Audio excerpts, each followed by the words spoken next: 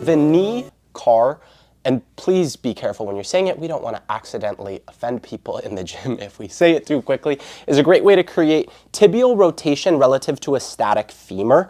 And this is just a fancy way of saying we can get the shin rotating while keeping the thigh in place.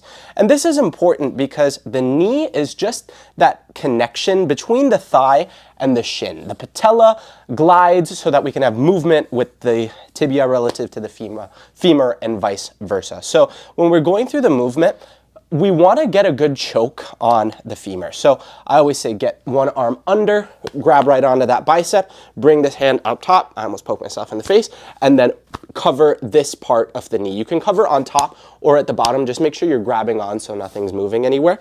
Now from here, we're pulling down and rotating our foot in, okay? So we're rotating in, and then we're gonna extend up as high as we can, rotate the foot out the other way. So rotate out and then come back. Okay, and you should feel some pressure on the outside, on the peroneals, all that stuff.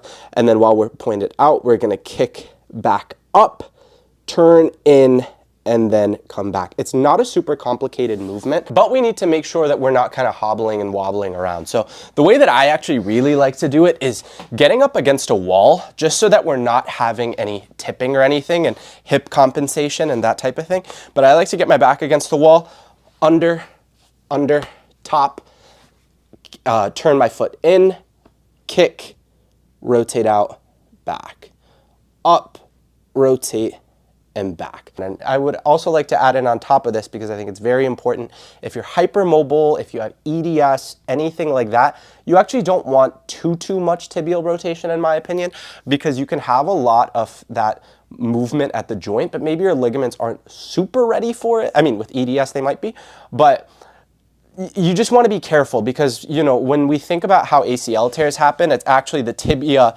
rotates too far to the left, and then the femur rotates in on the right, and then the ligament can't go with it. So the reason we do tibia or knee cars in the first place is so that, you know, if you're super locked up and you accidentally get in a position where your foot gets pulled out and then your knee caves in, you're gonna pop your ACL guaranteed, right? But that's if you're too tight. On the flip side, if you're too mobile and not very stable there, you could just get into these positions all the time and not really have a problem. Meanwhile, your ligaments, you're stretching the shit out of them, and they just aren't really ready to handle that. So please just be careful with this one. If you know you're hypermobile, you can probably skip this one. If you know you're really tight, then you can definitely do it.